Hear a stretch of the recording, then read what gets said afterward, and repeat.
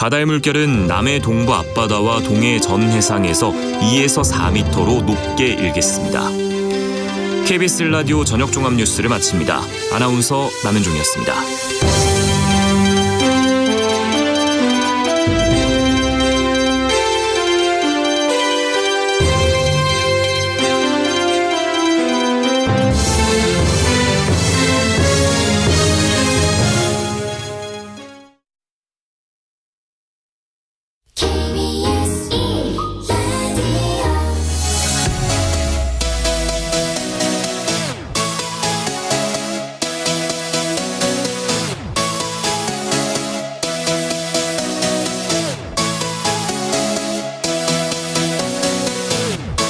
KBS 열린 토론.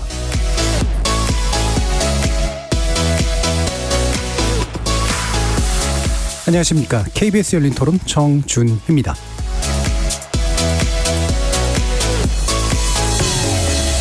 KBS 열린 토론, 오늘은 정체 재구성으로 여러분을 만납니다. 보름여 휴직일을 가졌던 국회가 이번 주부터 본격 활동을 시작합니다. 8월 임시국회 개막과 동시에 여야가 충돌할 현안이 기다리고 있죠. 지난주 종료된 잼버리를 두고 대회 파행에 책임을 둘러싼 갈등이 있고요. 야당의 반대 속에 지명된 이동관 방통위원장 후보자 청문회가 이번 주에 예정돼 있습니다. 또 17일에는 민주당 이재명 대표의 검찰 출석 조사도 있을 예정인데요. 민주당은 당내 혁신안을 둔 갈등이 남아있죠. 오랜만에 국회에서 마주할 여야가 어떤 현안에서 충돌하게 될 것인지, 본격 총선 준비에 앞서서 리더십 위기를 맡고 있는 민주당 이재명 대표 어떤 돌파구를 모색하고 있는지 오늘 정체 재구성에서 만나보겠습니다. KBS 열린 토론 지금부터 시작합니다. 살아있습니다. 토론이 살아있습니다. 살아있는 토론, KBS 열린 토론. 토론은 라디오가 진짜입니다. 진짜 토론, KBS 열린 토론. 정치를 보는 색다른 시선, 정치의 재구성, 함께해 주실 네 분의 논객 소개해드립니다. 이기인 국민의힘 경기도의회 의원 나오셨습니다. 안녕하십니까, 이기인입니다. 하헌기 전 더불어민주당 상근부대변인 나오셨습니다. 안녕하세요, 하헌기입니다. 김진우 변호사 함께하셨습니다. 네, 안녕하세요, 김진우 변호사입니다. 최수영 시사평론가 자리해 주셨습니다. 안녕하십니까, 최수영입니다. KBS 열린 토론, 문자로 참여하실 분은 샵 9730으로 의견 남겨주십시오. 단문은 50원, 장문은 100원의 정보 이용료가 붙습니다. KBS 라디오 모든 프로그램은 유튜브를 통해서도 함께하실 수 있습니다. 자, 일단 세계 스카우트 잼버리 대회가 마무리됐고요. 다행히 이제 큰 불상사는 없었던 상황인데, 이를 두고 이제 아마 상당 기간 또 공방이 진행될 것 같기는 합니다. 기본적으로 이번 이제 잼버리 대회 진행부터 이제 마무리에 이르기까지 어떤 평가를 하시는지 네 분 의견 좀 들어보도록 하죠. 먼저 이기인 의원님. 네, K 잼버리라는 평가를 내리고 싶고요. 가장 형편없는 것과 가장 최고 잘하는 것이 총망라된 잼버리였다. 예. 가장 형편없는 것은 정치와 행정, 가장 잘하는 것은 K-팝. 네, 이 두 개가 총망라된 참 안타깝고 부끄러운 행사였다고 생각을 하고요. 마냥 실패라고 한다면 여기에 참가한 스카우트 분들한테 정말 죄송하고, 그렇다고 해서 성공적이라고 하기에는 너무 운영면에서 형편없었기 때문에 참 반성해야 될 지점이 많았던 행사가 아니었나라고 평가하고 싶습니다. 예. 예. 한국의 현주소를 그대로 보여준다고 생각하시는 것 같아요. 예. 하헌기 대변인. 저는 중간부터 블랙 코미디 보는 것 같았습니다. 왜냐면은 이게 분명히 문제가 있는데도 불구하고 여당에서 바로 전 정권 탓을 하기 시작하더라고요. 그래서 제가 들여다보니까 물론 전북이나 지난 정부에서의 과실이 없는 것도 아니었어요. 근데 지난 정부 인사들이 나와서 이제 평창이랑, 물론 저도 자유롭지 않지만 그 비판에서 평창이랑 비교하면서 뭐 우리는 이 상황에서도 잘 했는데 다시 이제 이걸 마치 반사이익의 기회로만 사용하고, 사실은 이건 운영상의 문제도 있지만 부지 선정에 문제도 있었던 거거든요. 예. 서로 정치적으로 남탓만 하는 모습, 그렇게 해서 피해를 보는 사람들은 참가자들, 뭐 이런 상황에서 국제 망신이라고 하잖아요. 그래서 나라가 망신당하고 있는데 이거를 그나마 세계에서 우리나라의 그 맹위를 떨치고 있는 K-팝이 구원투수로 나서서 이제 마무리하려는 모습, 이게 너무 지금의 한국적이다라는 생각이 들었고, 이거 문제 좀 국정조사나 이런 걸 통해서 제대로 점검을 해가지고 이런 문제가 더 이상 재발하지 않게끔 확실하게 매듭을 좀 할 필요가 있어 보인다라고 생각합니다. 예, 두 분의 말씀이 여야 합의가 일단 이루어진 것 같긴 한데 김준우 변호사. 참가자들 입장에서는 어쨌든 이제 돈을 내고 참가하는 대회잖아요. 근데 뒤에 융숭한 대접을 한국적 전체 기업과 민간이 모두 붙어서 이제 융숭한 대접을 나름 했기 때문에 불만은 좀 줄지 않았을까. 네. 소비자의 단계에서는 그럴 것 같은데 우리 입장에서 보면 투수 3명으로 막을 수 있는 경기를 투수 10명을 동원해가지고 콜드게임패를 겨우 막은 것 같은 느낌이거든요. 그래서 이 지지 않은 게임이라 하더라도 출혈이 너무 컸기 때문에 사실 이제 잘못된 대회다라는 생각이 들고 이게 반면 교사로 삼아야 될 것 같더라고요. 원래 전라북도 쪽 계획은 이게 아태잼버리 대회도 뭐 유치하려고 했던 고민이 있었던 네. 것 같은데 과연 국제사회가 이거를 어떻게 받아줄지 이게 또 앞으로 봐야 될 뭐 지켜봐야 될 장면이 아닌가 싶습니다. 예, 최성 씨. 네, 저는 뭐 다들 뭐 말씀해 주셨으니까 저는 근데 너무 쉽게 풀 수도 있는 문제를 정말 다들 폭탄 돌리게 하다가 저는 이 지경까지 왔다고 봐요. 그러니까 아니 이 문제 너무 명백해요. 그러니까 그 우리가 이제 이 대회를 허가하기 직전에 이제 2017년 직전에 대외경제협력 그 대외경제 연구원 보고서가 예타 보고서를 보면서 뭐가 나오냐면은 이게 폭염, 태풍이 오니까 여기에 철저히 대비를 해야 되고 일본의 사례를 충분히 벤치마킹해야 되고 조목조목 있었어요. 그러니까 그대로만 했었으면 아무 문제가 없었어요. 예.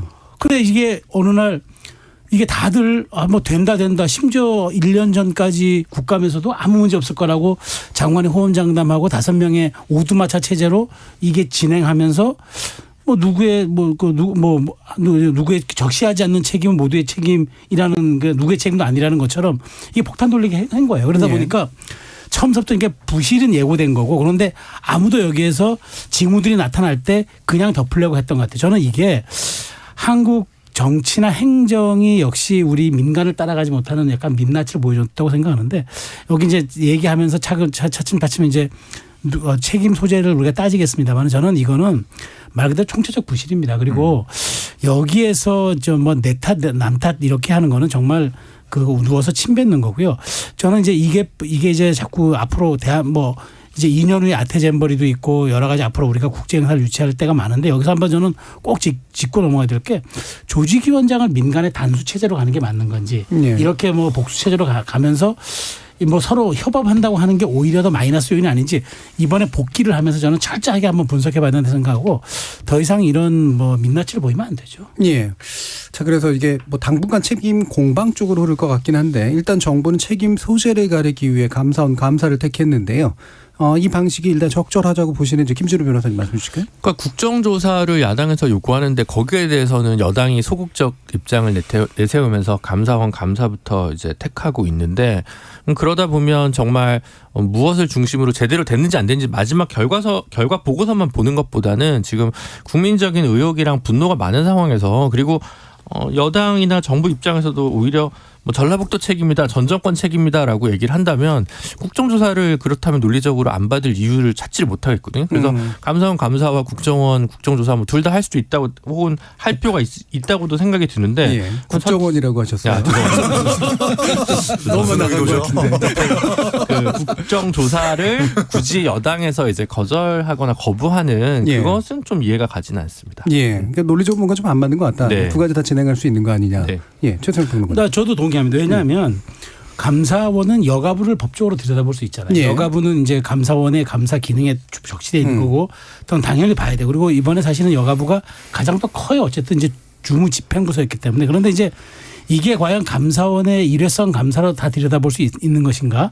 7년에 걸친 이제 긴 시간이 있었고, 그다음에 예산 투입도 굉장히 다양했고, 그다음에 이제 이게 말하자면 이제 5개 기구가 이제 공동조직위원장을 맡아서 책임 여부도 분산돼 있고 이런 거를 감사원이 명징하고 아주 적시해가지고 이걸 과연 책임 소재를 규명하고 들여다볼 수 있나. 물론 감사원이 그 정도의 뭐 실력과 뭐 사실 인력은 가지고 있다고 저는 보긴 하는데 그렇게 해서 김 변호사 말씀대로 감사 보고서가 달랑 이렇게 제출이 되면은 뭐 제가 보기에 뭐 시간도 좀 걸릴 것 같고 그래서 저는 여야가 합의해서 뭐 한 국정조사 뭐 제가 길게 안 가도 될 거 한 달 정도면 될 것 같아요. 합의해가지고 좀 말하자면 빠르게 좀 들여다보면은 그래서 저는 여기에 대해서 우리 국민들이 그렇게 생각했던 거예요. 진짜 우리가 선진국이라고 생각했고 조금 있다가 G8 간다고도 생각했는데 이게 우리가 이 정도밖에 안 된다라는 자괴감이 사실 국민들 마음속에 있는 게 맞아요. 제가 만나본 많은 분들도 여야를 떠나서 아니 이게 지금 2023년에 대한민국의 모습인가라는 생각들 그런 것들이 있고 우리는 메가 이벤트를 다 치는 국가 아닙니까? 하다못해 이제 뭐 부산 엑스포까지만 유치한다 그러면은 정말 우리가 모든 세계대회를 다 치르는 국가인데 이런 어떤 허술한 민낯을 보인 게 저는 한 번쯤은 국회에서 대기관인 만큼 여야가 공세를 펼치려면 공세를 펼치는 거죠. 국민의힘은 지난 정부 들여다보고 또 여기에서 뭔가 미진한 것이 있는지 그래서 저는 한번 봤으면 좋겠어요. 그래서 더 이상 말하자면 이런 문제를 갖고 정쟁의 소지가 되거나 하지 않도록 정말 이번 기회에 국회에서 저는 여야가 이렇게 국정조사 기간 그다음에 이제 여러 가지 짧게만 합의하면 될 것 같아요. 감사원 조사 같은 건 별도로 빼놓고 그렇게 합의하면 저도 되지 않을까 싶어서 굳이 책임을 가리겠다니까 저는 징비록을 만든다는 차원에서도 하려고 그러면은 국조가 맞다는 생각은 있습니다. 예. 지금 아마 또 여기서 논쟁이 여야 간에 또 붙는 건 감사원은 이제 정부의 수단에 불과하다. 그리고 이제 또 여당의 입장에서 국정조사로 가게 되면 또 그 야당 주도로 뭔가가 뒤집혀버리지 않겠느냐라는 그런 우려가 동시에 작동하고 있는 것 같아서요. 또 여야 의견을 또 들어봤으면 좋겠는데요. 하원기 부대변인.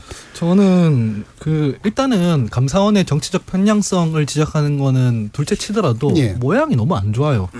무슨 일만 터지면은 국정 운영의 최고 책임자는 자기는 모류인 양 앉아 있고 사정기관 동원해서 실무자나 그 밑단을 약간 털어대는 방식으로 지금 다 진행돼 왔잖아요. 감사원 동원해서 하면은 비슷하게 흘러갈 가능성이 높아 보여서 일단 모양이 별로 안 좋다고 생각합니다. 이 잼버리 지원위원장이죠. 이게 총리고 조직위원장 중 한 명인 이상민 장관인데 과연 이분들에게도 이제 공정하게 감사원이 칼날을 들일 수 있을까라고 하면 회의적인 게 있어요. 그래서 저도 국정조사로 가는 게 맞다고 생각을 합니다. 국정조사 하겠다고 하면은 방금 앵커께서 말씀하셨듯이 이게 야당 주도로 간다라는 것 때문에 여당에서는 반대를 보통 해와요. 그러니까 한쪽에서 정치적으로 공세를 하고 한쪽에서는 방어해야 되니까 국정조사를 한쪽에서 밀어붙이면 한쪽에서는 이제 거부하는 모양이 되는데 이거는 지난 정부까지 엮어서 서로 책임이 있다고 하고 있는 상황이잖아요.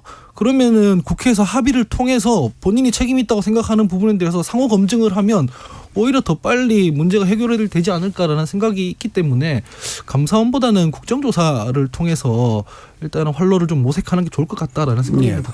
여당의 입장은 정확히 이제 순서가 반대인데, 자 이인기. 사실 윤석열 정부 들어와서 독립된 수사 감사기관의 편향성 논란은 늘 계속 야당이 지금 제기하고 있기 때문에 편향성 논란은 불가피하고 어떤 결과가 나오더라도 야당은 납득하지를 않을 겁니다. 감사원 감사는 그대로 하되 저도 사실 국조를 여당이 받아야 된다고 생각을 하고요. 거기서 정치적 공방이 있다 하더라도 어쨌든 정치로 풀어야 되는 상황이라고 생각하기 때문에 국조든 수사든 감사원 감사든 모두 다 해야 된다고 생각을 합니다.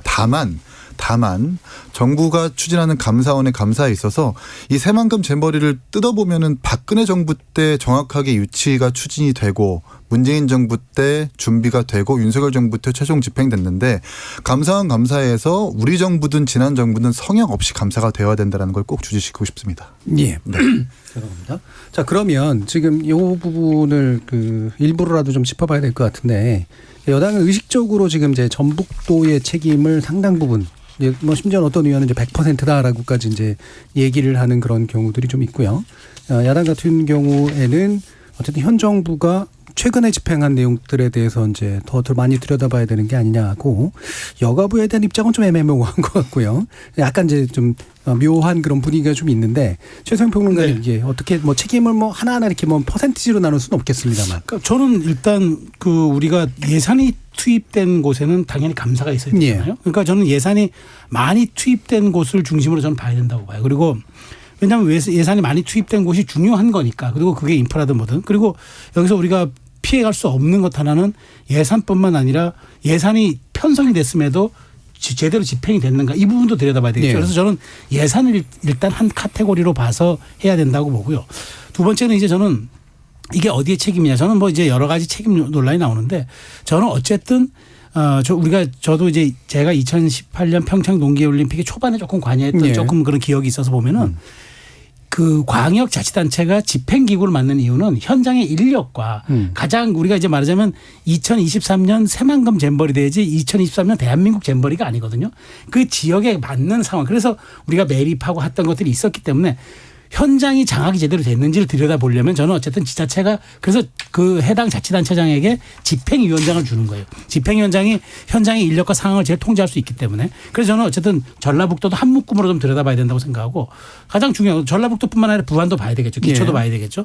그다음에 또 마지막 카테고리 하나는 저는 그거는 이제 5명의 공동조직위원장 체제로 갔던 게 그게 맞는 건지 그래서 이 체제가 언제부터 꾸려졌고 어떻게 진행됐고 어떻게 유기적인 관계를 맺었는데 이번 의사결정 과정이라든가 진행되는 과정을 놓고 어떤 협력과 어떤 불협화음이 났는지 이걸 한 묶음으로 그러니까 저는 세 가지 갈래로 예. 세 카테고리 정도로 감사를 진행하면 전 될 거라고 봐요. 예, 기본적으로 이제 예산을 쫓아가면 되고, 예. 예, 그다음에 지자체가 현장에서 담당하는 부분들에 대한 거, 그리고 그렇죠. 공동조직위 체제가 또 어떻게 운영되는가라는 부분.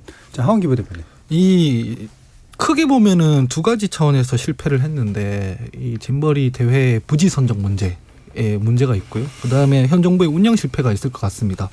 그렇기 때문에 이거는 뭐 전 정부, 현 정부, 지자체까지 다 당연히 책임이 있는 부분인데요. 근데 제가 말씀드리고 싶은 거는 여당의 태도를 말씀드리고 싶어요. 그 뭐 문재인 정부나 전북이 잘못했다고 하자고요. 그런데 본인들이 집권할 때 뭐라고 했냐면 문재인 정부 다 잘못했으니까 우리가 그거 다 바로잡겠다.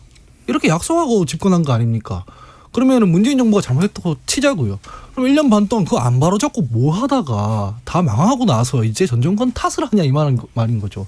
뭔가 개선하고 난 뒤에 전 정부에 이런 문제가 있었는데 우리가 이렇게 개선했습니다라고 하는 것도 아니고 본인들이 특히 여가부 장관이나 총리실 같은 경우에는 잼버리 대회에 있기 전까지 계속 보도자료를 냈습니다. 홍보자료를. 문제없다. 성공적으로 개최할 수 있다. 그 전해 국감에서 지적받았던 사안도 있는데 그럼에도 불구하고 이거 뭐 완벽하게 준비가 됐다라고 했습니다. 그러고 나서 막상 뚜껑을 열어보고 대회가 실패로 돌아가니까 전 정권 탓이다. 지자체 탓이다. 그럼 뭘 한 거냐는 얘기죠. 그럼 다 허위 보도한 거 거짓말한 거 아니겠습니까? 국민들 앞에. 그래서 이 여당의 태도에 문제가 있다. 지금 전북지사나 심지어 문재인 대통령까지도 이거 뭐 일정 부분 책임이 있다고 사과를 했는데 여당에서는 이거 다 전북 탓이고 전 정권 탓이고 이런 태도로만 일관하고 사과 한마디 없는데 이게 과연 국정 운영을 하는 사람들의 책임의식이 있는 태도냐 이런 부분을 지적하고 싶은 거죠. 예, 문제점 입장 표명까지도 또 포함해서 그럼 김준우 변호사님. 그러니까 정책적 실패랑 실무적 역량 부족 이런 게 좀 연결된 부분이 좀 있는 것 같아요. 예를 들면 부지 선정은 이제 오늘 김관영 지사가 한 1시간 정도 기자간담회 하는 걸 쭉 봤는데 이제 전북도에서 주장하는 건 이런 것 같습니다. 그러니까 그 차량과 그 도로와의 인접성 문제 그리고 새로 샤워장, 화장실을 위해서 상하수도를 까는 데 있어서 가장 비용이 적게 드는 부지 문제 그런 부분들 때문에 그리고 배수 펌프는 자기들은 원래는 충분히 준비했었다라고 하는 주장인 것 같고 그럼에도 불구하고 배수가 제대로 안 된 부분 관련해서는 그 팔레트라고 하죠. 그걸 다 예. 제공을 했기 때문에 큰 문제는 없었던 것이다라는 취지의 주장을 하는데 다만 이제 그 차량이 그 트럭 같은 게 많이 하면서 길이 땅이 생각보다 많이 파이면서 배수가 잘 안 빠졌다. 그래서 현장 안 가본 입장에서는 잘 모르겠는데 근데 그러면서 또 무슨 얘기를 했냐면 그 각국에서 온 그 서비스 담당을 하기로 한 발런티어 자원봉사자들이 화장실 청소를 하기로 했는데 이게 턱없이 인력이 부족해서 나중에 이제 민간을 투입을 하기로 했는데 그것도 생각보다 역량이나 인원이 더 부족해서 나중에 전북에서 원래 자신의 역할 담당이 아니었는데 추가로 전라북도 예산을 써가지고 이제 투입을 했다는 거거든요.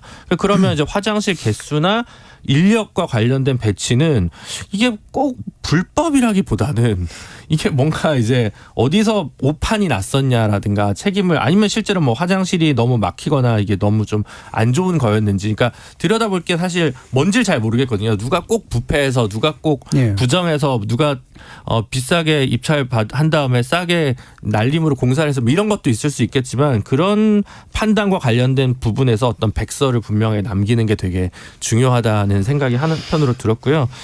다른 한편으로는 그럼에도 불구하고 그러니까 저번엔 막 별건으로 작은 건들 돈 이렇게 했고 수의 계약했고 이게 부정이었었고 이런 거 말고 전반적으로 어디선가 계속 그 핑퐁이 됐던 것들에 예. 대해서 책임 규명을 좀 했으면 좋겠다는 거예요. 마지막에 긴급 예산 투입해달라 그랬는데 여가부에서 안 된 건지 아니면 기재부에서 자른 건지 그런 것부터 시작해가지고 작년 올 상반기 들어가면서 계속 위험 신호가 여기저기 지역 언론을 보면 충분히 확인이 되는데 그 신호들이 애써 무시된 맥락이 뭔지 거기에 대한 부분들이 좀 같이 밝혀졌으면 좋겠습니다. 전반적으로 봤을 때 어쨌든 예산의 집행 시기의 비율, 예산을 받아 쓴 조직이 대부분은 이제 조직위원회고 이 조직위원회는 여가부 파견 혹은 여가부 퇴직 공무원이 사무총장을 하고 있었기 때문에 여가부와 조직위가 가장 핵심적인 1번 포인트가 될 수밖에 없고요. 전라북도가 직접 받아 쓴 예산은 뭐 한 20% 정도 비율인 것 같은데 그러면 그만큼 수준에서의 책임이 결국 뒤따를 수밖에 없지 않을까 싶습니다. 예. 그러니까 결국에는 이제 부정부패 뭐 그런 게 있을 수도 있겠지만 핵심이 되는 건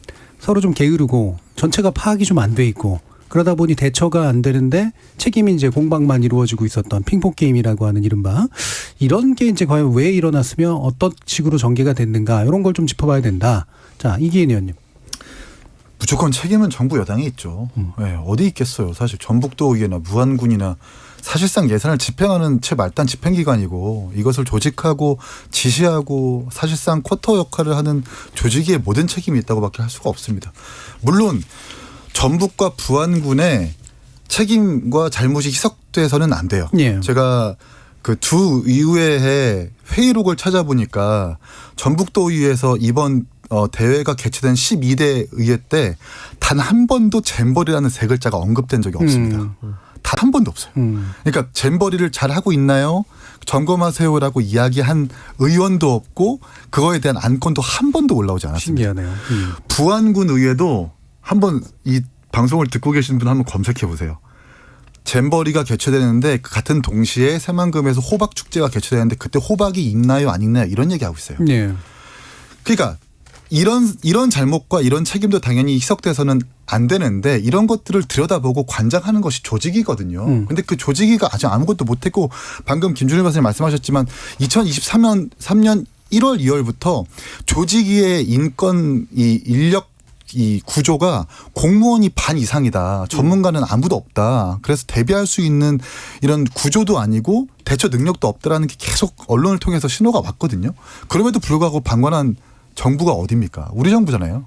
그래서 우리 정부에 1차적인 책임이 있다고 생각하라고 전 제발 전 정권 탓 좀 안 했으면 좋겠는 게 비슷한 사례가 있죠. 평창올림픽에서 손실이 조금 났다고 해요. 근데 평창올림픽을 메인으로 준비한 정권은 박근혜 정부 때였어요. 예. 탄핵당하고 문재인 정부가 들어서고 약 7개월, 8개월만 준비를 했단 말이에요. 손실이 났다고 해서 문재인 정부에서 평창올림픽 손실이 박근혜 정부 때와 이전 정권 탓이라고 얘기를 안 하잖아요. 예. 아니 그들도 안 하는 걸 왜 우리가 국민들도 뻔히 알고 있는 사항에 대해서 전 정권 탓만 하고 있느냐. 저 이거에 대해서 비판하지 않을 수가 없습니다. 예. 근데 전북도의원이 강태창 전북도의원이 잼버리 관련해서 작년에 발언했던 게 보도가 2017년. 예, 됐던데 작년 11월에 보도가 됐다. 작년 11월에 프레잼버리 취소와 관련해 가지고 뭐 폭우로 인해 예정지가 물바다 돼서 그런 거 아니냐. 이거 점검해야 된다. 이렇게 보도가 됐던 게 기억이 나거든요. 그게 의회가 아니잖아요. 어쨌든 저는 의회 의사록은 아니다. 네. 네. 전북도의원도 그렇고 국정감사에서도 그렇고 그때 지적받았던 것이 지금 이 잼버리 문제의 핵심적인 것들이거든요. 폭염, 폭우, 해충. 근데 이것들이 1년 전에 지적됐음에도 불구하고 하나도 지금 개선된 게 없다는 건 이건 분명히 책임 소재를 분명히 해야 될 필요가 있다. 근데 저는 사실 그 기사들을 잘 뜯어보면 전라북도는 알았을 것 같아요. 이게 제대로 안 될 거라는 걸. 프리잼버리까지 취소됐을 때. 그리고 그 전에 세계 스카우트 쪽에다가 대회 연기를 건의를 했는데 이거를 자기네가 준비 부족이라고 일부러 얘기를 안 하고 코로나 때문인데 개최 가능하겠습니다라는 취지로 올렸던 것 같고 예. 그래서 세계 스카우트 연맹에서 불허를 하니까 그 당시 언론 보도를 보면 전라북도는 예상하지 못했다. 조직위는 예상하지 못한 분위기다라는 기사들이 있거든요. 그러니까 말하자면 전반적으로 지금 나무 심기도 그 땅이 소금기가 많아서 그런지 안 되고 뭐 안 되고 뭐 준비가 안 되고 뭐 여러 가지 일들이 있으니까 이게 이제 큰일 났다라는 생각을 해서 연기라도 1년 해보려고 하다가 그게 뜻대로 안 된 게 아닐까라는 생각을 저는 솔직히 들긴 하거든요. 그러니까 그 뒤에 이제 계속 이야기가 새어 나오니까 뭐 국회의원도 얘기를 하고 뭐 도의원도 얘기를 하고 언론에서도 계속 얘기를 했지만 그 전에 이미 약간 어느 정도 구조적으로 뭔가 터질 것 같다라는 불안감 같은 것들은 현장에 좀 있지 않았을까라는 예. 생각이 좀 들고 저는 그 부분을 좀 국정 조사가 됐든 감사가 됐든 좀 파봤으면 좋겠다. 그런 면에서 봤을 때 어떻게 보면 그게 구조적인 몇 가지 지점에 있어서는 물론 뒤에 예산이 많이 투입되면 수습이 될 수 있을지는 몰라도 초기 단계에서 약간 좀 느릿느릿 예를 들어 그 웰컴 센터인가 거기는 아직도 완공이 안 되고 내년 완공이잖아요. 그러니까 이런 것들은 분명히 어느 정도 지난 정부 혹은 지난 정권 시기에서 좀 부실하게 준비되면서 좀 아니면 제때 예산들이 안 오면서 이렇게 늦어진 부분도 있을 것이다. 네. 그 부분도 차질 없이 봐야 될 거라고 생각합니다. 저도 이게 안 좋아요. 제가 왜 현장의 얘기를 자꾸 얘기하냐면은 제가 이제 과거 2018년 평창 동계올림픽 사례 하나 말씀드리면은 그때 이제 활광장을 못 구했었어요. 활광장을 못 구해가지고 활광장 이게 스키 활광장을 못 구해가지고 그래서 지금 논란이 되고 있는 이제 정선에 이제 활광장을 하나 구했는데 결국 이제 환경단체 보고시키지 않느냐 지금 이걸 가지고 논란이 되고 있잖아요. 제가 이 말씀드린 이유는 현장에서 그때 유일하게 국제 규격에 맞는 활광장을 찾아낸 거예요. 근데 그게 이제 자연 보호구역으로 묶이다 보니까 그걸 이제 개발하기 위해서 정부랑 이제 산림청, 환경부 협의해서 겨우 했어요. 그걸 한 데가 누구냐? 유치위란 말이에요. 유치위의 가장 핵심적인 사람들은 해당 광역자치단체 소속 공무원들이에요. 그러니까 제 얘기는 새만금에서 유치하기로 했다가 새만금에서 장소를 바꿨을 때 오는 문제점 거기에 대해서 어떻게 보강해야 되는지 뭐 다 잘 알았단 말이에요. 그런데 다들 제가 보기에 아까 제가 말씀드리면 폭탄 돌리기를 한 거예요. 뭐 되겠지. 그리고 돈으로 메꾸면 되겠지. 또 거기다가 약간의 욕심도 있었어요. 우리가 새만금이나 이번에 잼버리 하지 않으면 어떻게 이 기반시설 10조, 20조 이거 유치할 수 있어. 공항 예타하지 않고 할 수 있는 방법 잼버리밖에 없어. 라고 과욕이 약간 부른 참사도 있단 말이에요. 그러니까 저는 이번에 이런 부끄러운 민낯 또 꼼꼼히 들여다봐야 한단 말이죠. 앞으로 지역이 뭘 좀 해보자고 하는 욕심에 국제대회를 유치해가지고 거기에 묻어서 가서 일단 어떻게 되고 보자. 그러다가 흉물공항 나오는 거고 그러다가 우리의 국격에 걸맞지 않은 이런 말하자면 정말 민낯을 드러내게 되기 때문에 저는 제가 누가 좀 뭐 이렇게 말하자면은 또 죄 책임 씌우기라기보다는 정확하게 이번에 한번 들여다보는 게 저는 가장 중요한 건 역시 현장에 있다라는 말씀 드린 겁니다. 7228님께서 찬스다 생각하고 혈세로 해외여행 갔다 온 공무원들 처벌해야 됩니다라는 의견 주셨고요. 김정학 님이 왜 국민이 부끄러워해야 되는 건가요? 여야 따지지 말고 진상을 제대로 밝혀주세요. 반성하라는 말도 이젠 입이 아픕니다라는 말씀 주셨습니다. 그리고 7086님이 사공이 많으면 배가 산으로 갑니다. 모든 행사는 책임 일원화가 답인 것 같습니다. 공동위원장 제도는 위원장이 없는 것과 마찬가지라고 봅니다라는 의견도 주셨습니다. 자 이제 이동관 방통위원장 후보자 청문회가 이제 예정돼 있어서 이 부분에 대한 이야기로 바로 좀 넘어가야 될 것 같은데요. 자 하원기 부대변인 어떤 부분이 야권이 지금 주목하고 있는 영역입니까? 지금까지 나온 전부인 것 같아요. 뭐 자녀 학폭 문제라든가 뭐 홍보 수석하던 시절에 국정원까지 활용해가지고 뭐 언론 장악하려고 했던 시도라든가 이런 것들 위주로 이제 할 것 같은데 국민들이 보기에는 이런 표현이 적절한지는 모르겠습니다만 좀 재미없는 청문회가 될 것 같다 생각입니다. 몇몇 사람들이 말하기에는 뭐 민주당이 한 방이 있겠냐 이러더라고요. 제가 생각해도 이 이상의 한 방이 있겠나 싶습니다. 왜냐하면은 통상적으로 이 정도 의혹이 나오고 뭔가 해명이 매끄럽지 못하고 이런 지경이 되면 지명 철회하거나 자진 사퇴를 해왔습니다. 자녀 학폭 문제가 드러나고 이랬는데 그래서 그 문제에 대해서 뭐 자기 자식 학교 이사장한테 전화해서 했던 그런 정황도 나왔는데 밀어붙여서 강행했던 사례가 어디 있습니까? 역대 정권에. 보통 이런 정도 나오면은 이 정부 차원에서 그냥 지명 처리를 하거나 아니면은 본인이 그냥 물러나거든요. 근데 뭐가 나와도 물러날 생각이 없다라는 의지가 너무 분명하지 않습니까? 이거보다 더 센 거는 감옥 가야 되는 사례인 것이거든요. 그리고 방통위원장으로서의 자질도 그래요.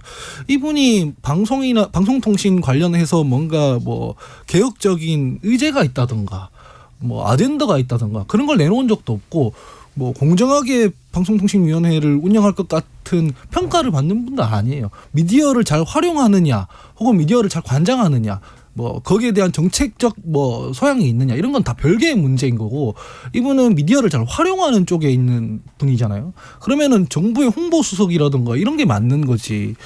이 중립성을 용하는 방통위원장으로서는 사실 안 맞는 거거든요. 애초에. 대통령이 여기에 지명했다는 것 자체가 지금 언론 관련해가지고 불만이 많은 만큼 이동관 위원장이 정리하라고 보낸 걸 텐데 본인들이 일단 그런 의지가 확고한 상황에서 청문회를 해서 뭐가 나온다고 한들 정부에서 뭐 반성을 하거나 점검을 하거나 그럴 수 있겠냐라는 게 하나가 있고 두 번째는 그 개인정보 보호 그 개인정보 활용 동의서를 제출 안 했다고 하더라고요. 그럼 검증은 어떻게 합니까? 애초에 검증하지 말라는 거잖아요. 황당한 뭔가가 벌어지고 있다라고 평가할 수밖에 없습니다. 예. 그게 동의 안 해도 청문회 진행이 가능한 건가요? 그게 그러면은 금융 문제라도 금융 뭐 이런 것들은 들여다볼 수가 없지 않습니까? 예. 그래서 민주당에서 지금 문제 제기를 하고 있는 겁니다. 청문회 진행하려면은 이 계좌 내역 같은 거 어떻게 썼는지 이런 거 다 봐야 하는데 이걸 제출 안 하면 어떡하냐라는 걸 지금 문제 제기하고 있다는 보도를 제가 오늘 봤거든요. 예. 그래서 여당 입장에서도 가능하면은 검증해봤더니 문제가 없더라라고 하는 게 좋지. 이런 식으로 지금 막 뭉개가지고 좋을 게 없지 않습니까? 예. 좀 이런 부분들은 여당이나 정부에서도 좀 전향적으로 좀 예. 협조를 했으면 좋겠다라는 생각입니다. 그러니까 큰 이야기는 이미 좀 나와 있어서 이게 이제 원래대로라면은 진행이 더 이상 안 돼야 될 사안인데 워낙 의지가 확고해 보니 오히려 김이 빠진 이제 그런 상태가 좀 있는 거고 추가적인 어떤 검증에 대해서는 이제 불투명하게 처리하고 있다. 자, 이기인 의원님 말씀 주시죠. 뭐 쟁점이라고 하면 아드락 포그 의혹 그리고 국정원 문건 과거에 썼던 예. 거 그리고 보도 통제 그리고 광고비로 외압 행사했던 거. 그제 이명박 시절에 홍보수석으로 활동하면서 했었던 것들을 집중 추궁할 것 같고요. 네. 야당에선. 그리고 이제 제가 보다 놀란 건 본인 회고록에서 이 대선 후보 대변인 때 언론 모니터링 시스템을 구축했는데 그거를 대선 공보의 킬체인이라고 표현을 했더라고요. 그 이제 그럼 야당 입장에서는 정부의 비판하는 언론을 선제 타격할 것인가에 대해서 그걸 기준으로 아마 검증을 할 것 같고 예. 여당 같은 경우에는 이제 방송과 언론의 정상화라는 빌미로 지금 이동관 후보를 들이밀고 있는 거잖아요. 네. 도대체 그 정상화의 기준이 무엇인지 제시를 여당에서 너도 나도 할 것 같고 이렇게 그렇게 발표했잖아요. BBC와 NHK 같은 공영방송과 우리나라 공영방송은 다르다. 그런 유사한 공영방송을 만들겠다라고 했는데 도대체 그 기준이 뭔지 여당에서 좀 더 이렇게 따져봐야 될 것 같습니다. 예. 네. 최승훈 평론가.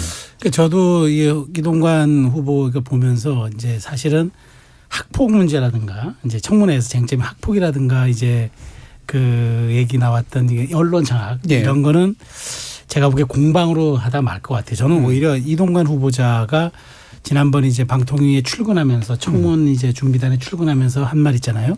공산당의 기관지를 우리가 언론이라고 하지 않지 않습니까? 여러분 그러니까 그 어디입니까라고 물으니까 뭐 그건 해당 언론과 국민 여러분이 잘 판단하실 거라고 네. 얘기했잖아요. 저는 이게 정치제도 쟁점이 될 것 같아요. 말하자면 이제 이 전선이 사실 이제 학폭 문제나 이런 거는 굉장히 새로운 팩트가 나오지 않는 한 제가 보기에 피로감이 쌓이고 말하자면 누적된 이제 말하자면 그 안타 비율이 있어가지고 네.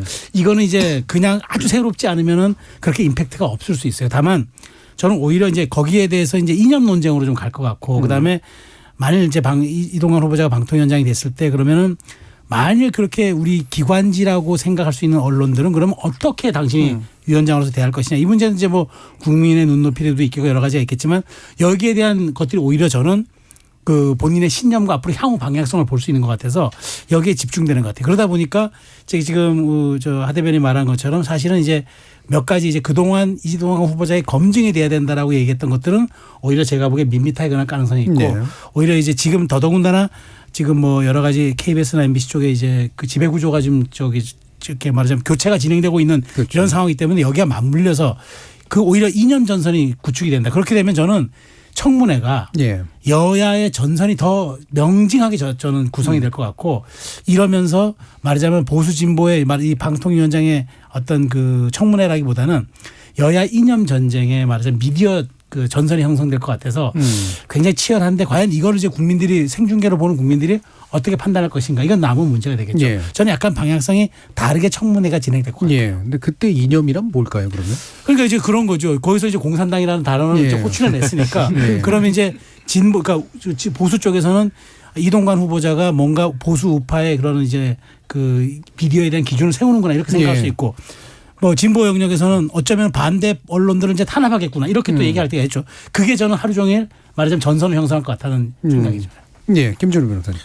그러니까 네, 뭐 저도 최세영 평론가님 얘기에 동의하는 부분이 큰데요. 일단 뭐 도덕성 논란은 이제 더 이상 요지부동이니까 장기적으로 봤을 때는 이게 정권으로 가면 갈수록 그 여야 합의 없는 혹은 뭐 지금은 여당이 다수당이 아니니까 단독 채택도 안 되는 그런 청문회 보고서가 계속 채택 없이 그냥 장관 임명하거나 장차관급 인사가 임명되는 횟수가 더 늘어날 거잖아요. 그래서 저는 이제 윤석열 정부에서는 과연 이제 그러면 어느 시점에서 문재인 정부의 횟수를 돌파할 것인가 오히려 관전 포인트가 될 것 같고 그럼 거기서 더더욱 소통 없는 정부란 어디인가라는 하나의 그 잣대가 그게 하나 될 것 같다는 생각이 들고 그래서 긴 텀으로 그걸 좀 보고 싶고요. 두 번째로 정책적인 부분에서 이제 뭐 BBC, NHK 같은 공영방송을 구축해야 된다라고 얘기했는데 그럼 그 상이 뭔가라는 부분에서 민주당 같은 경우는 야당 시절에 제출했던 법안을 전혀 여당 시절에 추진 안 하다가 이제 와서 방송법 다시 지배구조 개선 법안을 뭐 추진하겠다고 하니까 웬 뒷북이냐라고 하면서 사실 실상 언론노조 측으로부터 굉장히 좀 질타를 받고 있다고 저는 보여지고 있거든요. 근데 이제 어쨌든 그거는 민주당이 이제 진정성이 있건 없건 당론이라고 치면 그러면 여당의 그 방송 공정성 확립을 위한 방법, 제도 개선안은 무엇인가? 근데 지금 그 여당 같은 경우는 뭐 KBS2 민영화, MBC 민영화 이런 얘기가 심상치 않게 나오잖아요. 예. 그러니까 오히려 공영방송을 어떻게 할 수 없으니까 그냥 민영화를 시키자. 이게 지금 공영방송에 대해서 대하는 태도인지 무엇인지 그리고 수신료가 이제 분리징수가 계속 가속화될수록 생겨나고 있을 그 재정 적자 부분에서 그러면 재난 보도 채널로서 KBS의 위상이나 뭐 이 다양한 채널들 있지 않습니까? 좀 다양한 문화들이나 뭐 해외 동포들을 위한 방송 이거 부분은 어떻게 하라는 건지에 대한 그 보관을 이동관 위원장 후보는 어떻게 가지고 있는가? 여당은 무슨 생각 가지고 있는가? 자꾸 이제 모든 것을 벼랑 끝으로 모는 전술을 계속 최근에 보수 정당이 좀 쓰고 있는데 저는 이제 좀 최근에 그 약간 트럼프 같은 것 같아요. 보수 정당이 너무 급진적인 방법론을 택하고 있어가지고 예. 너무 급진적이다. 그래서 오히려 그 좀 정확한 그 앞으로의 그 청사진이 무엇이냐, 보수의 언론 개혁에 관한 그러면 청사진이 뭐냐, 뭐 진행자가 마음에 안 든다, 패널에 마음에 안 든다 이거 말고 구조적인 건 뭐냐에 대한 답을 좀 내놔야 된다고 저는 생각하고요. 그 예. 대답을 내놓지 못하면 그냥 언론장악 시즌 2구나라고 하는 반대파들의 공세에서 자유롭기 어렵지 않을까 예. 싶습니다. 청사진은 잘 안 보이는데 폴라로이드 사진은 보이는 것 같은데요. 지금 이 사진 교체 아까도 얘기하신 것처럼 예, 이제 예. 나섰잖아요. 그리고 어디서 본 듯한 풍경이기도 예, 예. 하고요. 좀 더 말씀 주시죠. 네네. 저는 그래서 이제 그 뭐 사실 이 상황에 대해서 저는 이제 조만간 이제 8월 국회 때 또 방송법이 이제 또 다시 올라온다 그러더라고요. 예. 네, 그래서 이제 그것도 또 이제 논란이 될 것 같은데 저는 이참에 저 좀 합의를 했으면 좋겠어요. 그래서 이제 이런 식으로 이제 정권이 바뀔 때마다 그렇죠. 이제 말하자면은 자신들의 입맛에 맞는 그러니까 이제 항상 이쪽은 이렇게 얘기하죠.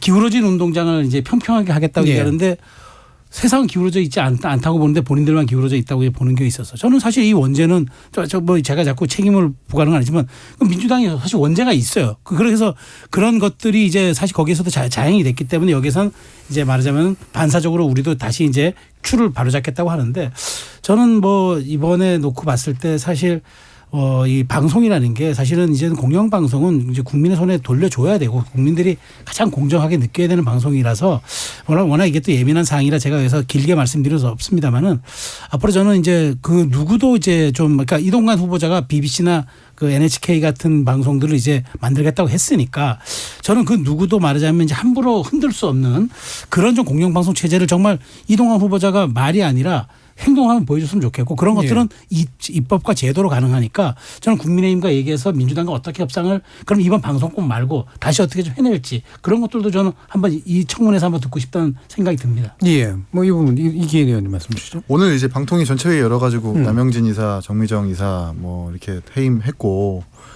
좀 착착 밟고 있는 것 같은데 너무 좀 급진적이라는 생각을 하고요. 예. 너무 빠릅니다. 급하고. 예. 그러니까 어떤 걸 하고 싶은 건지는 알고 있는데 너무 이게 국민들이 받아들이기에 완전 뭐 장악한다라는 의도로 보여지게끔 너무 급진적으로 하다 보니까 이것을 개혁이라고 할지 개혁이라고 할지 그 평가가 좀 두렵기도 하고 과거 이동관 후보자가 이제 정권 대변인인가 홍보수석일 때 KBS 정현주 사장인가요? 강제 해임됐다가 예. 강제 해임됐다고 판결 받았는데도 불구하고 못 돌아왔잖아요. 아마 이 사례 때문에 넉넉히 지금 이렇게 마구 좀 휘두르는 듯한 느낌이 드는데 자제했으면 좋겠다는 생각이 듭니다. 예. 그러니까 이명박 정부 시절도 그렇고 뭐 그 뒤로도 그렇고 이사진 교체 이렇게 금방 이루어지진 않거든요. 보통은 하더라도 근데 되게 빠르잖아요. 지금은. 세 분이 뭐 다 총체적으로 잘 말씀 주셨다고 생각하는데 제가 드리고 싶은 말씀은 이게 급진적이냐 점진적이냐가 아니라 언론관 자체에 문제가 있습니다. 현 정부에. 이를테면은 뭐 BBC나 NHK 같은 공영방송이 없어서 그러면은 현직 시민사회 수석이 극우 유튜버에 출연해가지고 무슨 국정 홍보를 하고 저 그런 거 본 적이 없거든요. 그런 식의 어떤 행동을 하는 사람들이 무슨 BBC랑 NHK 타령한다고 그러면은 어느 국민이 그에 설득력이 있겠습니까? 첫째로. 그리고 둘째로는 굉장히 이 보수 정부는 이 자기들의 과거를 반출을 안 한다라는 생각을 합니다. 이게 좀 짠해요. 본인들이 미디어 이거 막 장악하고 싶어도 안 됩니다. 본인들 이명박 정부 때 거쳐서 미디어법 날치기 하고 이래서 종편들 탄생시켰지만 박근혜 정부 탄핵할 때 누가 방아쇠를 당겼냐면 종편들이에요. 그 언론 장악이 안 되는 거거든요. 안 되는 걸 뻔히 알면서 매번 자기들이 집권하면은 이런 식으로 장악하려고 하고 그래놓고 무슨 실질적으로 뭐 방송통신과 언론에 대한 개혁이나 중심 잡고 이런 건 하나도 없고 이런 거 보면 좀 짠합니다. 이거 다 어차피 후과로 다 누적되거든요. 예. 그래서 제발 저도 아까 최수영 평론가 말씀하신 것처럼 방송법이 이번 기회에 좀 개정을 해서 정권에 무관하게 이 방송의 이제 중심을 좀 잡는 방향으로 제도화를 시켰으면 좋겠다라는 예. 생각이 듭니다. 종편은 이사진하고 사장을 못 바꾸잖아요. 장악이 안 되죠. 근데 본인들이 아까 공산당 그 기관지라고 했지만 본인들을 위한 미디어를 만들었지만 예. 결국 거기에서 정권이 날아갔던 경험도 있지 예, 않습니까? 자기 의도만으로 움직여주지는 않는다. 예, 그렇죠. 예. 김준우 변호사님. 그러니까 그 뭐 박문진 이사, 뭐 KBS 이사, 뭐 이런 이제 교체 이제 과정들을 보면, 그러니까 저는 그 뭐 어쨌든 법적으로 갖고 있는 임명권을 뭐 발휘할 수는 있다고 생각을 합니다만, 그래도 저 같으면 그냥 그 이후에 이렇게 계속 변화들을 생각하면 종전 이사들의 임기는 보장하고, 그리고 말 그대로 이제 자신들이 정권 말했을 때 또 새로 임명하게 되면 그 이사들의 임기를 또 다음 정권에서 또 인정해주고 이렇게 가는 것이 좀 순리가 아닐까 싶은데 예. 순리를 좀 누가 먼저 순리대로 일을 풀 거냐, 누가 먼저 뭐 기득권을 내려놓을 거냐, 누가 먼저 권한의 어떤 남용을 갖다 하지 않을 거냐, 이거 문제로 좀 보이거든요. 그래서 그런 데 있어서 먼저 어떤 그 메비우스의 띠랄까요? 그런 거 고리를 딱 끊어낼 의지는 없어 보이고, 일단 좀 누릴 수 있을 때 누리고 싶다라는 방식인 것 같은데, 그 방식이 너무 거치니까 사실은 뭐 TBS 같은 경우도 마찬가지입니다. 뭐 그 진행자의 편파성 문제는 뭐 굉장히 논란이 되고 있는 상황입니다만, 그 조직 내에서의 급여의 안정성이나 이런 것까지 헤쳐가면서까지 그렇게 압박을 해야 되는 것이 올바른 방법론이냐에 대해서는 또 무슨 뭐 시원하다고 생각하는 보수 유권자분들도 계시겠습니다만, 상당히 지금 우리 그 여론조사에 많이 잡히는 무당층이나 뭐 그런 뭐 부동층 이런 쪽 제3지대 뭐라고 부르든 간에 그런 분들 입장에서 봤을 때는 보수가 정말 이제는 보수적인 생각을 가지고 있는 거랑 그 방법론에서 안정적이진 않구나라는 생각들을 되게 많이 할 것 같고, 그게 꼭 보수한테 좋게 돌아갈 거라고 생각하지 않습니다. 알겠습니다. 자, 일부를 통해서 크게 두 가지 사안 살펴봤는데요. 잼버리 문제하고 이동관 후보자 청문회 관련된 예상인데, 청문회 거치고 난 다음에 또 다음 주에는 또 여러 가지 이야기가 나오지 않을까 싶고요. 이상 1부를 정리하고 이어지는 2부에서 민주당 관련된 이야기 좀 더 나눠보도록 하겠습니다. 여러분은 지금 KBS 열린 토론과 함께하고 계십니다. 토론은 치열해도 판단은 냉정하게. 복잡한 세상을 바꾸는 첫걸음은 의외로 단순할지도 모릅니다. 평일 저녁 7시 20분 당신을 바꾸는 질문. KBS 열린 토론 정준희입니다. KBS 열린 토론 정치의 재구성, 김준우 변호사, 하홍기 전 더불어민주당 상근부대변인, 이기인 국민의힘 경기도의회 의원, 그리고 최수영 시사평론가 네 분과 함께하고 있는데요. 자, 오는 17일에 백현동 특혜개발 의혹에 관련해서 이재명 대표가 이제 검찰에 출석하게 될 것 같고요. 네 번째 이제 출석입니다. 올해 들어서는. 당연히 강하게 반발하지만 그럼에도 불구하고 출석은 이루어질 입장으로 이제 보는데, 자, 이 부분 먼저 하은기 부대변인 말씀 주실까요? 1년 넘게죠. 벌써 한 2년 이렇게 된 것 같은데, 그 보던 광경 똑같이 보는 거라서 별로 감흥이 사람들이 없을 것 같습니다. 예. 특수수사를 이렇게 하는 사람들이 이게 말이 되는가 싶은 생각이 들어요.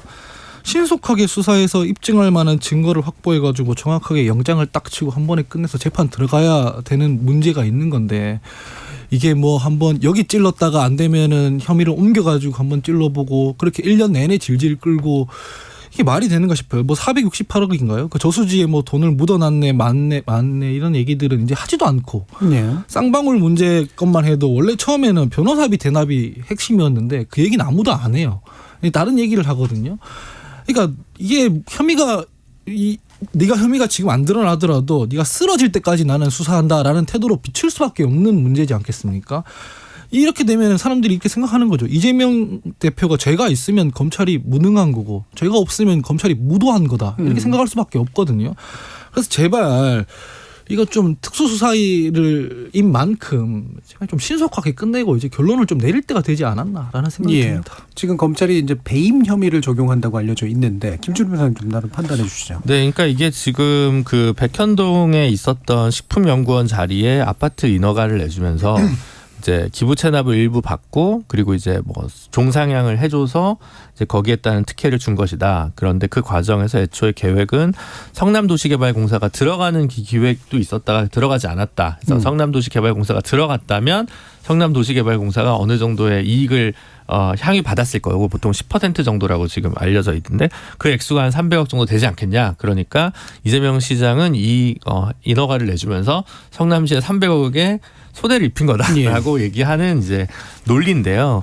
사실은 그게 뭐 성남도시개발공사가 가고 안 가고 그 다음에 아니면 그 기부 체납을 어떤 방식으로 받고 안 받고는 되게 정책적 영역이어서 이걸 가지고 그러면 왜 얼마에 팔았어? 얼마에 팔았으면 더 돈을 벌었을 텐데 너는 배임이야라고 주주들이 사장을 고소할 수 없는 것처럼 이게 사실은 뭐 기부 체납을 아예 안 받은 것도 아니고 불법을 저지른 게 아닌 상황에서 사실 배임죄가 쉽지는 않은 것 같습니다. 그리고 사실 이 당사자 사업을 주도했던 정모 사장이 있고 이제 브로커로 지목받은 김모 씨가 있는데 다 아마 구속된 상황일 텐데 그럼 사실은 당사자들이 다 그 핵심적인 그 사업을 주도한 사람이 구속된 상황이면 이 지금 근데 이재명 대표는 아직 기소조차 된 상황이 아니라면 검찰이 원하는 그림대로 수사가 진척이 안 되고 있다라는 생각이 저는 좀 드는 거거든요. 이왕 뭐 이미 다 구속된 거였고 얘기할 거였으면 더 속도가 많이 나갔어야 된다고 생각을 하는데 그러니까 약간 이 백현동 개발 과정에서 제가 봐도 약간 좀 찜찜한데라고 하는 구석은 좀 있습니다만 이게 지금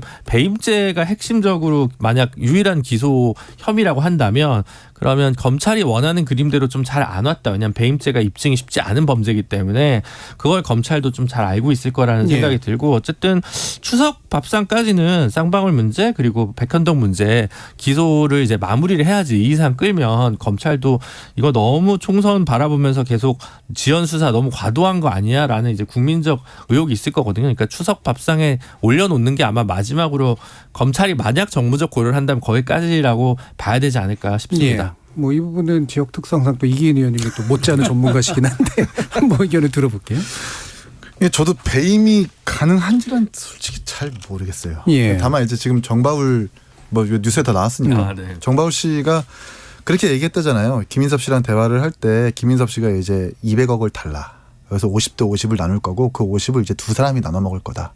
근데 정바울 씨는 그것을 정진상과 이재명이라고 확신했다라는 거 아닙니까? 그걸 가지고 이제 검찰이 그걸 계기로 이제 어떻게 추적하고 있고 자신 있다고 얘기를 하는 건데 이상한 건 맞아요. 이 백현동 사업이. 그리고 거기가 이제 고도 제한이 정확하게 잘 걸려 있고 높게 건물을 지을 수 없는 상태인데다 이재명 시장이 계속해서 두 단계도 2종 일반 주거지역으로도 안 된다고 계속 고집하다가 아시아 디벨로퍼 정바울이라는 사람 만나자마자 3개월 만에 4단계로 쭉 올려버렸거든요.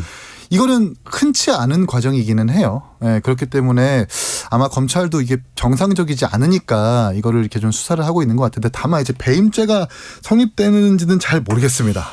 그런 건 뭐 변호사들한테 물어보니까 쉽지 않다고 얘기하는데 다만 이 50대 50 얘기 나누는 거에 있어서 김인섭 씨와 이재명 측이 뭔가 좀 약조를 했느냐 사전에 어떤 내통이 있었느냐가 오히려 좀 핵심 관건일 것 같고 배임죄에 대해서는 저도 사실 좀 의문입니다. 뭔가 이제 특혜가 주어진 것 같긴 한데 대가는 눈에 잘 안 보이고 그러다 보니 이제 배임으로 돌아가는. 정확하게 성남 도계공이 대장동처럼 민간합동 개발로 들어오기로 사실 했었어요. 근데 굳이 이걸 아시아 디벨로퍼라는 민간 기업한테 줄 이유는 없었었거든요. 그래서 1조 1천억이라는 매출에다가 3천억이라는 이익 거기다가 정바울 씨가 배당만 700억 정도를 받았다고 하는데 이럴 필요는 사실은 없었습니다. 그러니까 검찰도 정상적이라고 판단하지 않기 때문에 이걸 이제 수사를 하고 있는 것으로 보입니다. 근데 이게 제가 추가적인 정보 차원에서 입장은 아니고 인포메이션 차원에서 말씀드리면 그게 아마 김인섭 씨인가요? 그게 아마 이제 그 브로커라고 하는 사람이 있는데 정바울 씨랑 이제 민사소송이 붙은 겁니다. 이제 맞아요. 동업계약에 있어서. 근데 처음에 정바울 씨가 소송한 건 김민섭 네가 계약은 했지만 네가 한 게 뭐가 있냐.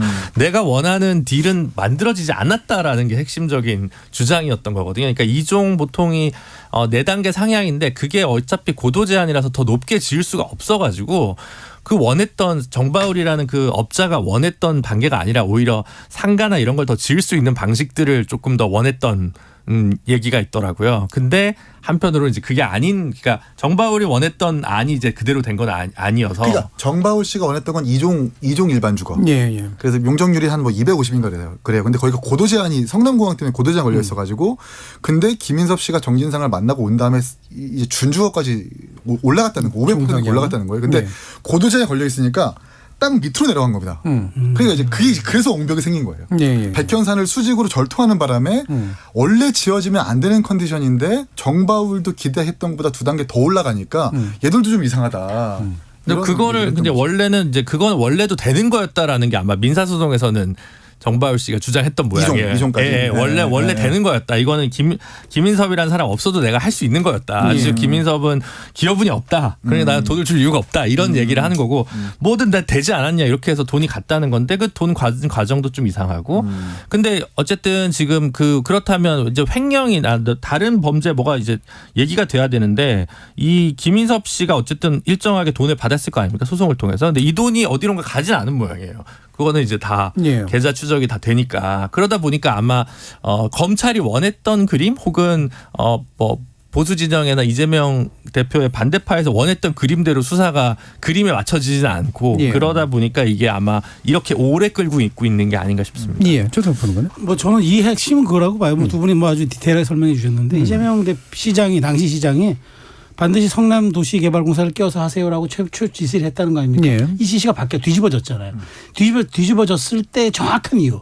왜 뒤집어졌는지. 그러니까 그게 단순히 정진상의 기여분이었는지 정진상 실장이 비서관이 당시에 그걸 해낸 건지. 그리고 이재명 시장이 그걸 바뀌어야 되는 연유를 이제 입증을 해야 되고 그다음에 그게 이제 입증이 된다 그러면 이제 배임이 되겠죠. 근데 이제 대가성 부분은 뭐 지금 서로도 말씀하셨지만 그게 좀 애매하니까 제가 얘기할 건 아닌 것 같고 어쨌든 백현동은 제가 보기에 배임이 되더라도 저는 이 부분이 조금 약간 논란의 소진이 있어서 조금 이 부분이 이제 좀 시간 더 끌 수도 있고 아니면 검찰이 이화영 부지사의 건에다가 얹혀서 갈 수 있다는 얘기도 있는데 어쨌든 저는 트리거는 방화쇠는 이화영 부지사의 재판 여부라고 생각해요. 그래서 그거는 이제 이화영 플러스 이제 김성태가 같이 붙은 사안이라 여기에 대해서 조금 유의미한 진술이 나온다 그러면 저는 여기에 대한 속돈도 붙을 것으로 보는데 어쨌든 작년 추석 밥상은 이재명 대표의 대표 선출이었고 올해 추석 밥상은 이재명 대표의 사벌이 대표를 그때는 대표가 되는 과정이 밥상이었고 이번에는 대표가 내려놓는 과정이 또 밥상이 오를 것 같아서 어쨌든 이 부분이 좀 관심거리인데 저는 백현동보다는 오히려 더 그럼에도 불구하고 저 이화영 부지사의 대북 송금 건이 더 저는 파괴력이 있고 그것이 오히려 더 이재명 대표의 발을 옥죄할 수 있다고 봅니다. 예, 이게 이제 이재명 대표가 총선을 대비하거나 또는 자기 나름의 어떤 정치 일정을 가져가는 데 있어서 의외의 요소가 다시 등장한 거냐, 아니면 나름의 이제 보관을 가지고 있는 것이냐, 뭐 그런 궁금증들도 있고 해서 뭐 물론 이제 실제로 이제 의회에서 또 어떤 식으로 이 안건을 처리하게 될지 실제로 불체포 특권을 포기하게 될지도 이제 만약에 구속영장이 청구된다면 궁금증이기도 하고요. 일단 하원기 부대변인 말씀 한번 들어보죠. 저도 뭐 이화영 부지사의 법정 진술이 이제 트리거가 될 것 같다라는 느낌은 듭니다. 근데 이재명 대표는 불체포 특권 관련해 가지고 이게 무력 교섭단체 대표 연설에서 약속한 거거든요. 그리고 이재명 대표이기 이전에 국회의원이기도 하지 않습니까? 국민의 대표가 국회에서 국민 앞에 약속을 했는데 이거를 다시 뭐 뒤집는다? 그러면 전 많은 사람들이 그 얘기를 사적으로 하더라고요. 그러면 민주당 간판 내려야 되는 거 아니냐 이런 얘기를 해요. 이거 뒤집을 수 있는 명분이 없어서 이재명 대표 그냥 체포동의안 넘어와도 영장실질심사 받으러 가는 선택지밖에 없다라고 저는 생각을 하고요. 일각에서는 뭐 부당한 영장에는 응하지 않는다 이렇게 민주당에서 나올 분들도 있을 수 있습니다. 근데 그게 논리적으로 되게 허술한 게 부당하지 않은 영장이라고 주장하는 게 뭐냔 말이에요. 제가 봤을 때는 상당 부분 지금 검찰은 민주당의 정치적 고려를 해서 수사를 하고 있는 것이고 그럼에도 민주당은 이거 다 뚫어내야 되는 상황인 것이고 그렇기 때문에 이 불체포 특권 포기하자라는 얘기가 뭐 혁신위에서도 나오는 거고 이재명 대표도 공언을 했지 않습니까? 그래서 저는 이거 체포동의안 넘어오면은 그대로 그냥 가서 영장실질심사 받고 정면 돌파하면 된다라고 생각합니다. 예, 김준일 의원님. 네, 저도 마찬가지라고 생각하고요. 저는 오히려 좀 긴 텀에서 보고 싶은 게 있어요. 그러니까 저는 어쨌든 지금 뭐 공직선거법 위반 김문기 알았냐 몰랐냐 뭐 그 어디죠? 보건복지부로부터 협박을 받았냐 안 받았냐 그 사건이랑 그다음 성남 FC 그다음에 대장동 그다음에 이제 백현동 이제 쌍방울 호텔권까지 기소하려나요? 전 그것까지는 안 할 것 같은데 또 수사하는 건 좀 무리인 것 같고 정자동. 그래서 이제 한 4-5건이 있는데 이게 이제 소송이 계속 될 거 아닙니까? 예. 이 대법원까지 언제 끝날까요? 27년 5월 3월 전에 끝날까요? 대법원에서 부담스러워서 27년 이후로 미룰까요? 그 상황에서 2심들은 다 각각 유죄 무죄가 나뉠까요? 아닐까요? 그리고 그 상황에서 윤석열 정부에서 새로 임명된 대법관 구성이 싹 바뀐 것은 어떤 영향을 미칠까요? 안 미칠까요? 예. 만약 여기서 상당 부분 무죄가 난다면 이후에 검찰은 어떻게 될까요? 이런 많은 부분들이 사실은 지금 단순히 2023년 하반기에 뭐 이제 이게 어떻게 되고 24년 총선이 어떻게 되고의 문제가 아니라 26년, 27년까지 바라보면서 저는 이게 굉장히 긴 소용돌이 속에 지금 예. 우리가 이제 가 있다 있고요. 그리고 이제 언론이나 우리 사회가 다루는 방식도 어떻게 보면 좀 이제 무감각해진 것 같아요. 예를 들면 검찰이 지금 추사에 초점을 갖고 있는 김성태 회장의 뭐 300만 불 같은 옛날 같은 박지원 원장 구속되고 뭐 정몽원 회장 자살하고 뭐 어마어마한 사건이거든요. 북한에 그런 대북 송금을 했다는 예. 거예요. 근데 지금 그렇게 사람들이 다루고 있는 것 같지는 않아요. 그러면 무슨 얘기냐면 이것 좀 이상하다. 이런 혐의가 이렇게도 또 보고 있다는 생각이 들거든요. 그래서 근데 이제 그래서 이거 뭐 얼마나 경중을 다뤄야 될지 모르겠지만 저는 뭐 어떤 부분이 유죄가 나고 어떤 부분이 무죄가 될 수도 있겠지만 이게 결국은 검찰에 대한 신뢰, 법원에 대한 신뢰 이런 부분까지 엮어가지고 한국 사회에서 되게 중요한 변곡점을 사안의 중대성이랑 별개로 이게 정치적으로 너무 예. 큰 사건이 돼버렸기 때문에 길게 끌어가는 사건이 되기 때문에 이게 되게 참 걱정이 됩니다. 여담으로 지난 4년 전에 있었던 패스트트랙 관련한 사건 아직도 1심 공판 중이라고 하더라고요. 네. 예. 그래서 굉장히 길게 보고 계신데 정치 당사자들은 짧게 보고 있는 것 같아요. 예, 총선만 보고 있는 것 같습니다. 그러니까 예. 저는 그래서 지금 김준호 변호사 그 말씀 드리려고 그랬는데 진짜 보면은 무슨 그 대하 무협 소설을 보는 듯한 그런 지금 미래를 말씀하셨는데 저는 당장 총선 여부에 따라서 이재명 대표의 운명은 또 다른 갈림길에 쓸 수도 있다고 봐요.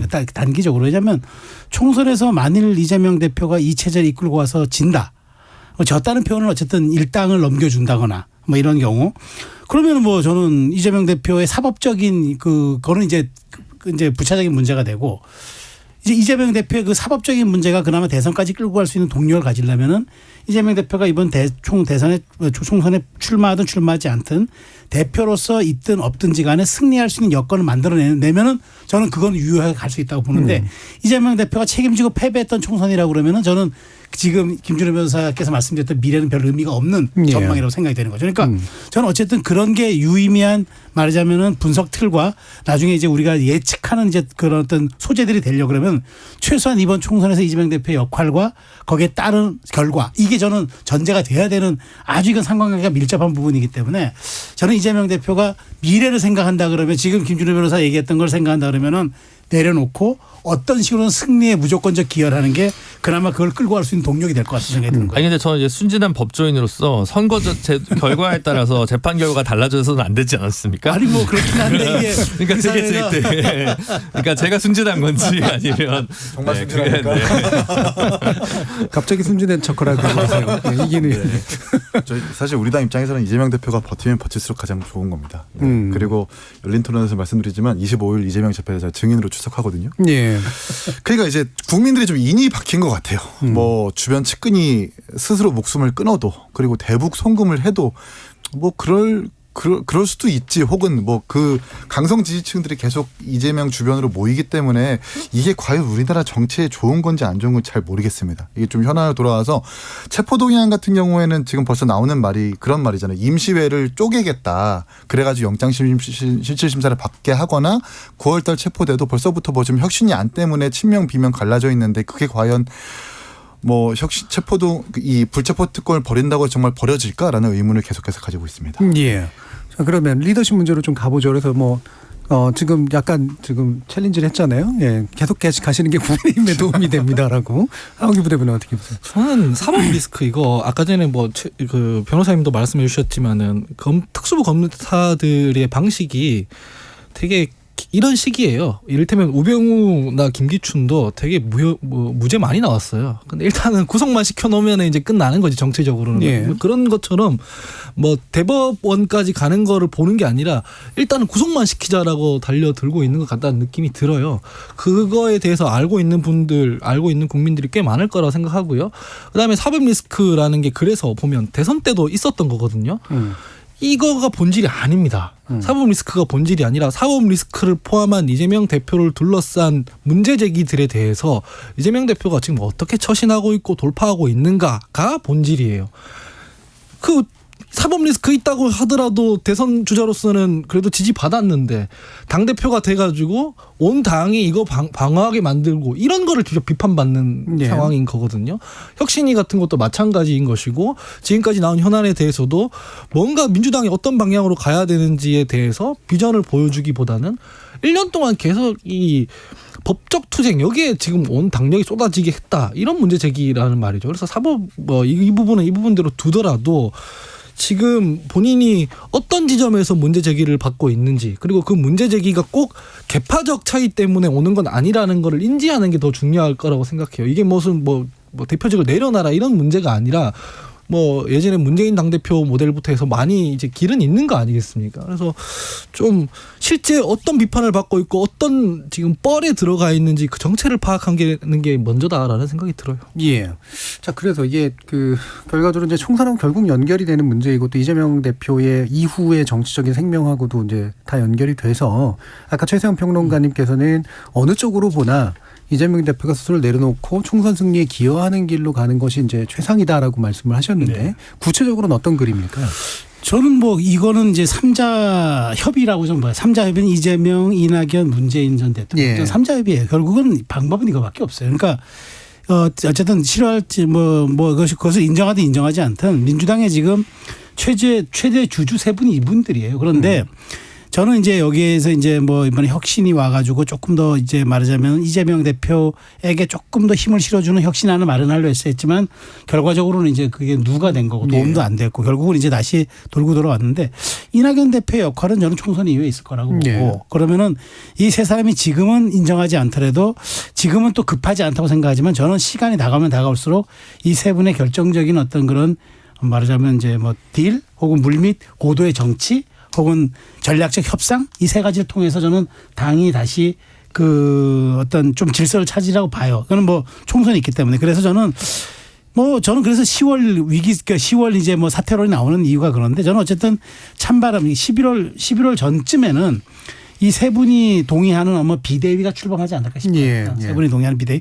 그렇다면 저는 민주당이 급속도로 빠른 안정을 찾아가서 총선 전략으로 가서 총선 준비로 갈 수 있을 것 같은데 다만 여기에서 이제 제가 현실적으로 말씀드린다면 총선에 대한 공천 지분을 어떤 배분과 어떤 방식으로 할 것인가 이게 가장 남은 과제인데 이것 또한 저는 뭐 세 분이서 말하자면은 뭐 대놓고 협상하지는 않겠지만 대리인들 통한 협상을 통해서 저는 전략적 출구를 저는 모색할 거라고 봅니다. 하원기 부대변인. 저는 문재인 대통령이 여기 뭐 3자 회동 그렇게는 안 할 것 같아요. 회동은 안 하지. 그러니까 대리인들을 통한 그러니까 이제 아마 이제 협상을 하겠죠.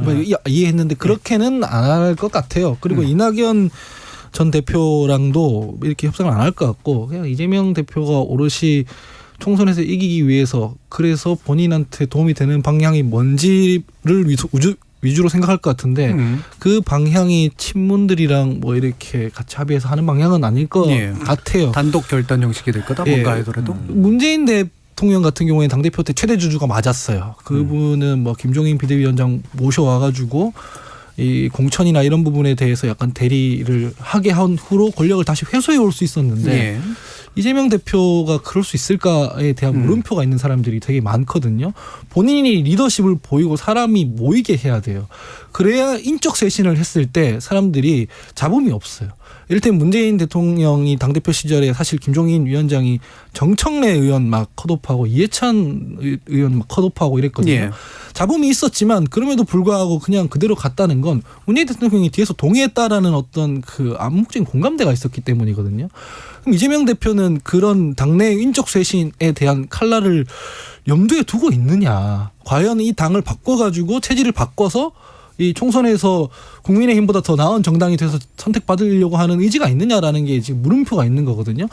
그렇기 때문에 이를테면 국민의힘에서는 이재명 대표가 내려오면 이제 위험할 거다라고 생각하는 거예요. 내려오고 안 내려오고의 문제가 아니라 당의 전반적인 인적 쇄신, 저 당이 바뀌려고 하는 의지가 있느냐라는 걸 보여주기만 하면 이재명 대표 체제로 가도 상관없죠. 근데 그게 지금 안 보이기 때문에 이 사람들이 걱정하고 있는 거 아닌가라는 생각입니다. 그러니까 이제 단순히 내려오게 되면 사실은 또 절망감 같은 게 또 당내에서는 또 지배할 수도 있잖아요. 예를 들면 지지층이나 이런 거. 그러니까 적절한 형식들이 필요할 텐데 그게 이제 일단은 어떤 뭐든 간에 단독 결단의 형식이 될 것이다라고 보시는 거네요. 자, 이기는 제가 민주당 이재명 대표라면 일단 첫 단추부터 잘못 깬 부분이 있잖아요. 개항을 출마부터 잘못됐습니다. 사실 아무런 연고도 없고 거기다 본인이 분당 순회동 살고 있는데 그 살고 있었던 십수년간의 연고를 버리고 민주당 그리고 본인한테 유리한 개항 을로 가가지고 출마를 한다? 거기서부터 시작된 거거든요. 거기서부터 모든 당을 사법 리스크를 방탄하기 위한 제도를 개선한다든지 혁신이 결국 결론적으로 대의원 폐지로 결론이 나고 있잖아요. 제가 정말 이재명 대표라면 그리고 민주당을 대개혁할 의지가 있다면 나는 차기 총선에서 출마하지 않겠다. 그리고 지금 논의되고 있는 본인이 임기 때 당대표 때 벌어졌던 코인 문제라든지 뭐 돈봉투 문제라든지 모든 책임을 다 떠안고 그리고 사법 리스크가 잘 해결될 때까지 일단은 자숙의 시간을 갖겠다.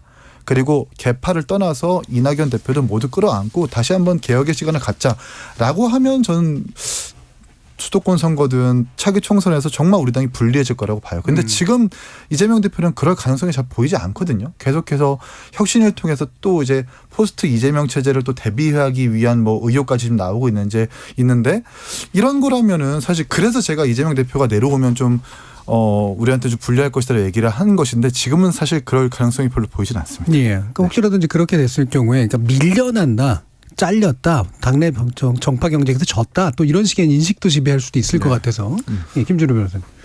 그러니까 아무리 이제 민주당 안에서 이제 어떻게 하면 민주당이 선거를 이길까? 예를 들어 밖에 있는 사람은 제가 생각해봐도 되게 쉬울 것 같더라고요. 예를 들어 이재명 대표가 그러면 다시 불출마 선언 꼭 안 하더라도 내가 성남에서 다시 붙겠다. 내가 안철수 의원이랑 성남에서 붙겠다. 아니면 내가 대구 경북 지역에 가겠다. 내가 대구 경북 지역에 갈 테니까 이인영 의원은 충북으로 가자. 우상호 의원은 강원도로 가자. 원래 지역 연고에 있는 곳으로 가자.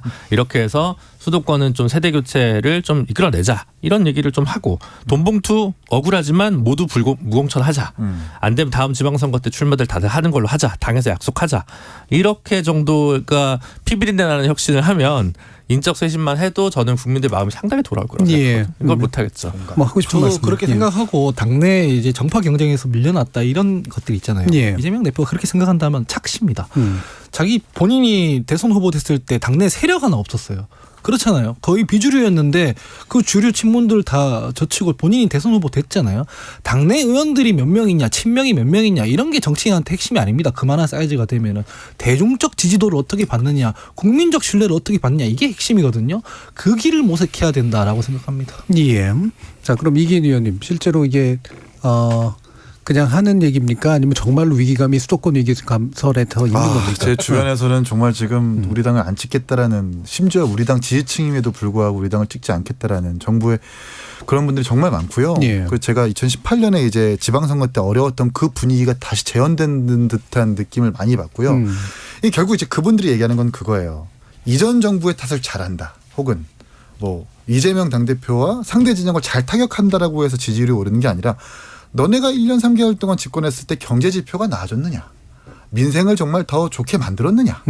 당장 밥상머리 물가는 뭐 배추값이 25,000원까지 올랐다는 얘기까지 나올 정도로 힘들어지고 있는데 여기선 잼버리 탓해서 전북도 전북 탓하고 있죠. 이전 정부 탓하고 있어. 이러니까 결국 당신들한테 줬었던 기대감과 표들은 나한테 뭘로 돌아오느냐라는 그 분노 때문에 지금 수도권은 정말 위험하다는 걸 좀 많이 느끼고 있습니다. 예. 네. 그렇군요. 이 부분 혹시 뭐 짧게라도. 짧게. 수도권에 지금 국민의힘이 위기감이 있다는 거 수도권에만 29개 수도권밖에 사고 당부가 있죠. 당해 변경 없는 거. 왜 그럴까요? 아니 수도권에서 정말 그렇게 인기가 없다 그러면은 이건 문제가 있는 거잖아요. 그 사람들이 안 갈 때는 이유가 있는 것 아니겠어요? 직시해야죠. 그러니까 지금 착시에선 빠져나와야죠. 그래서 저는 수도권 여야 모두 지금 사실 무주공산으로 보고 어떻게 접근해야 되느냐가 핵심일 것 같습니다. 알겠습니다. 자, 오늘 KBS 열린 토론 정치의 재구성은 이것으로 모두 마무리하겠습니다. 오늘 함께해 주신 네 분, 최수영 시사평론가, 이기인 국민의힘 경기도의회의원, 하헌기 전 더불어민주당 상근부대변인, 그리고 김준우 변호사, 네 분 모두 수고하셨습니다. 감사합니다. 감사합니다. 지금까지 KBS 열린 토론 정준이었습니다.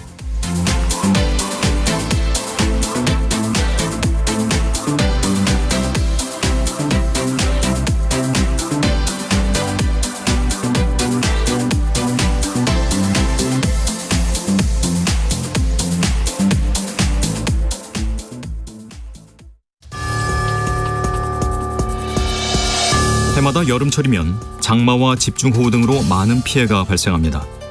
집중호우가 시작되면 라디오나 TV를 수신해 기상예보와 진행 상황을 숙지하고